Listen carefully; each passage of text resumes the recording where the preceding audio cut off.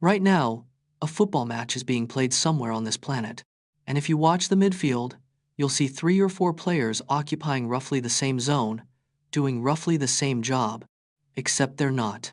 Not even close. Midfield is the most misunderstood area of the pitch, because it looks like one position. It isn't. It's at least 7 completely different jobs wearing the same shirt number, and the difference between them isn't small. The difference between a regista and a box-to-box midfielder is the difference between a chess grandmaster and a marathon runner. Same board, completely different game. Once you understand what each type actually does, you'll never watch a midfield the same way again. This is every midfielder type explained. Here's the thing nobody tells you about midfield. It's the only area of the pitch where a player can be world-class and completely invisible at the same time. Strikers score, defenders clear, goalkeepers save. The impact is visible, measurable, obvious. But midfielders, the best ones, don't show up in highlight reels. They show up in the structure of a game, in the rhythm, in the reason why everything else works. That's what makes this position so hard to understand and so easy to underestimate. There are more types of midfielder than any other position in football, and every single one of them exists for a specific reason. Let's go through all of them. The anchor is the midfielder who doesn't move. That's almost the entire job description. They sit in front of the back four, they protect the space between the defense and the midfield, and they make sure nothing gets through. No interception too small, no duel too unglamorous. The anchor is the last line of protection before the center backs, which means when they have a bad game, the whole defensive structure collapses. Most casual fans don't know their name. Their own teammates couldn't play without them.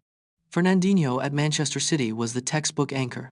For years, Pep Guardiola's entire system depended on one player sitting in one position, doing one thing perfectly: winning the ball back, recycling possession, destroying attacks before they became attacks. When Fernandinho was suspended, City conceded goals they had no business conceding. That's the anchor. The most important player nobody is watching. The regista is the anchor's more elegant cousin. They also sit deep. They also protect.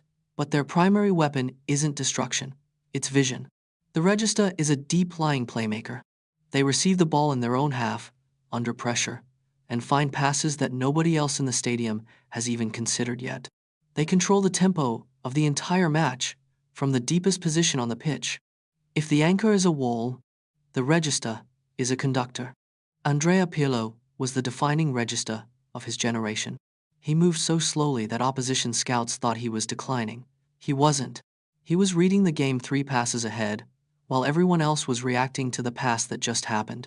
Pirlo didn't need pace. He needed 2 seconds of space and a clear line of sight, and from that, he could change everything. Xabi Alonso operated in the same mold. Toni Kroos spent 15 years at the highest level doing the exact same thing. The regista doesn't just play football, they conduct it. Now, here's where it gets interesting, because the next type is the complete opposite of everything we just described. The box-to-box midfielder does not specialize. That's the point. They defend in their own penalty area and attack in the opponent's. They press. They recover. They carry the ball forward under pressure. They arrive late into the box to score goals. Nobody expected them to score. And then they immediately sprint back to defend. The box-to-box midfielder covers more ground in a single match than almost anyone else on the pitch. They are the engine. The player who makes a team work, even when nothing else is working. Frank Lampard scored over 250 goals from midfield. Over 250. From a position that isn't supposed to score that many goals. Steven Gerrard could play a 30-yard diagonal, make a crunching tackle, and then arrive in the box to finish all in the same passage of play. Yaya Toure could take the ball from his own half and carry it 60 yards through an entire team before finishing himself. Box-to-box is not a style. It's a demand. The player who can do everything, everywhere, for 90 minutes. Most fans have never heard this word. Once you understand what it means, you'll see it everywhere. The Mezzala is a central midfielder who doesn't stay central. They start in midfield and move into the half spaces, the zones between the opposition's midfield and defense on either side of the pitch. They arrive late, they arrive at speed, and they arrive from angles that defenders aren't tracking. The Mezzala isn't a winger. They're not a striker. They're a midfielder who has learned to think like an attacker. Gundogan was one of the best at this role under Guardiola. He would start centrally, drift into the right half space, and suddenly appear at the edge of the box, with time and space to shoot or play someone in. Defenders couldn't follow him because leaving him meant abandoning their zone. Staying meant giving him room. There was no clean answer. That's what the Mezzala creates. Questions that don't have comfortable solutions. Here's the midfielder most people have genuinely never heard of, the Carrilero. And that's almost perfectly appropriate because the Carrilero is the player most people have genuinely never noticed. Their job is to connect, to shuttle, to be in the right position at the right moment so that the players around them can function. They provide width when the fullback pushes forward. They cover the space when the box-to-box midfielder drives ahead. They are not the most creative player. They are not the most physical player. They are the most positionally disciplined player on the pitch, and in a well-organized team, they are the reason the structure holds. You don't notice the Carrilero until they're missing. Then suddenly, the shape falls apart, and nobody can explain why. The advanced playmaker lives in the space between the opposition's midfield and their defensive line. The hole, the pocket, the zone where the classic number 10 used to operate before modern pressing systems made it nearly impossible to survive there. The advanced playmaker sees passes before they exist. They turn in tight spaces. They find teammates in positions those teammates didn't even know they were in yet. Kevin De Bruyne is the modern standard. He doesn't just play in the hole. He creates it.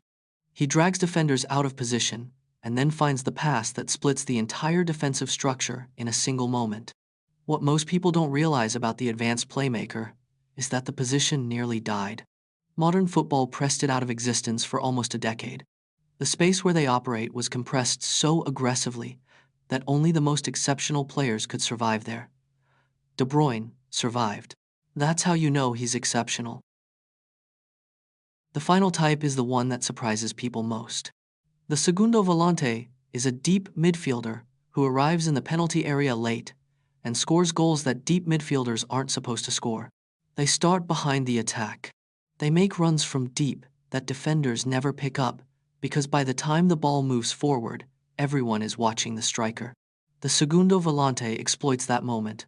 They arrive unmarked, they score, and then they sprint back to their defensive position before anyone has processed what just happened. Arturo Vidal was the prototype, a player who would make 20 tackles in a game and then arrive at the back post to head in a winner. Nobody in world football made more unexpected goals from unexpected positions for a sustained period of time. The Segundo Volante is the midfielder who reminds you that football doesn't reward players who stay where they're supposed to be. And that's what nobody explains about midfield. Those 3 or 4 players you see in the middle of the pitch aren't doing the same job. They never were. One is destroying. One is conducting. One is running the length of the pitch for 90 minutes.